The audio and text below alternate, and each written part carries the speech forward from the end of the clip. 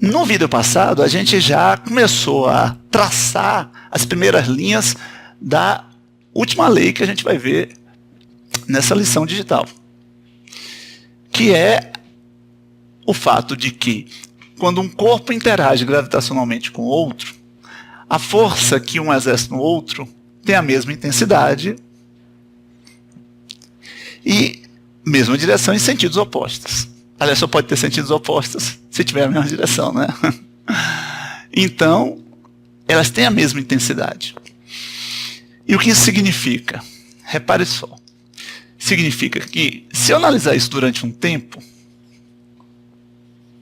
lembra o que isso vai dar?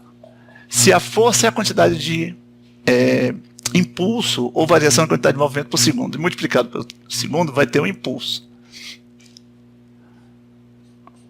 Só que o impulso que esse cara vai sofrer vai ser para a direita, segundo o desenho, né? E o que esse cara vai sofrer vai ser para a esquerda.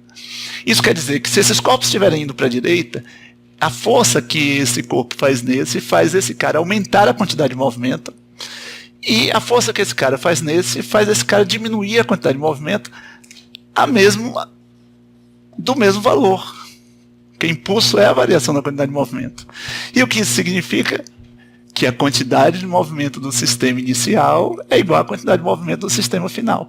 Tadá! Ou seja, o fato de que o sistema conserva a quantidade de movimento total equivale a dizer que, quando os corpos interagem, um faz força no outro de mesma intensidade e sentidos opostos. Essas coisas são equivalentes. Então, a gente poderia até concluir isso a partir daquilo. Entendeu? No momento que a gente definiu o que é força. Então, o cara aqui está em uma colisão. O que acontece? Ó?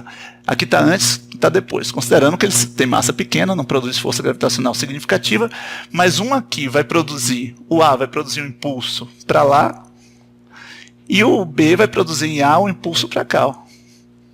Aqui o impulso em A e aqui o impulso em B. Esses impulsos são exatamente iguais. Por quê? Porque existe uma conservação da quantidade de movimento. Mas, para que os impulsos sejam iguais, a força que o A faz em B aqui tem que ser igual à força que o B faz em A aqui. Porque o tempo do surgimento e desaparecimento dessas forças, o ΔT das forças, né, são iguais. Então, na interação de uma colisão, você pode dizer que os corpos trocam forças de mesma intensidade. Elas não se anulam, como também não se anulam aqui, porque uma é aplicada em corpos diferentes da outra. Então, essa força age no corpo B, produzida pelo corpo A, e essa força age no corpo A, produzida pelo corpo B. E isso é genérico, é uma lei universal. Vou declarar o que é essa lei. Quando dois corpos interagem, surge sempre duas forças, e não uma força. Duas forças com mesma intensidade e sentidos opostos. Sempre. Então, quando você empurra um carrinho, você também está sendo empurrado para trás. Você não só vai para trás porque você interage com o chão, e que impede você ir para trás. O carrinho tem roda e não interage. Não tem o atrito que você tem com o chão.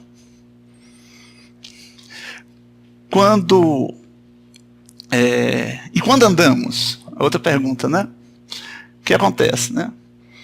Quando andamos, empurramos o chão para trás.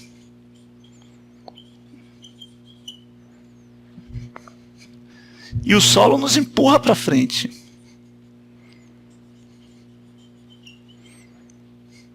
Então, na verdade, o que acontece? Eu produzo um impulso no solo para um lado.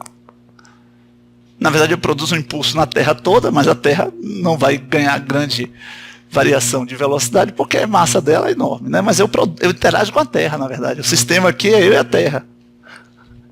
Eu produzo um impulso na Terra, que não vai repercutir em grande variação de velocidade, e a Terra produz o mesmo impulso, mesma intensidade, não o mesmo, porque é sentido oposto, mas a mesma intensidade no meu corpo, um impulso para frente, devido à força que eu sofro para frente, porque ela tem uma força que sofre para trás.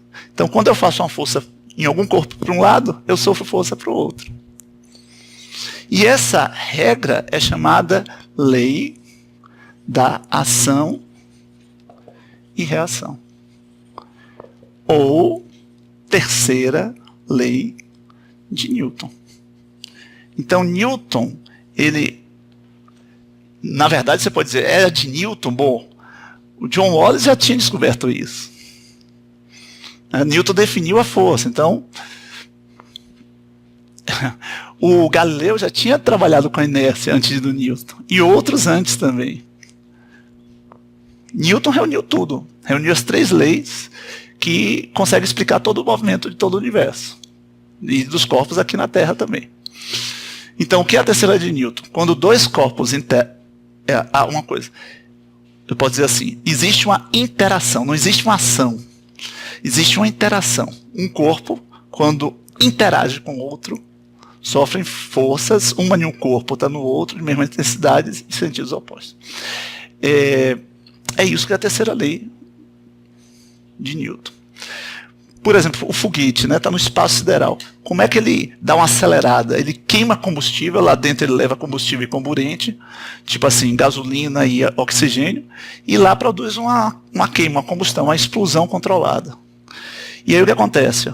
Esse cara, o gás, sofre uma força, o gás que sobra desse processo, né, dessa explosão, sofre uma força para lá, e o resto do gás que vai fazer parte do foguete, né? Vou falar a força do foguete, sofre uma força para cima. Essas forças têm a mesma intensidade. Entendeu? Bom, essa é a lei, a terceira lei de Newton, e você vai tentar preencher os espaços com essas informações, né? Então, boa sorte.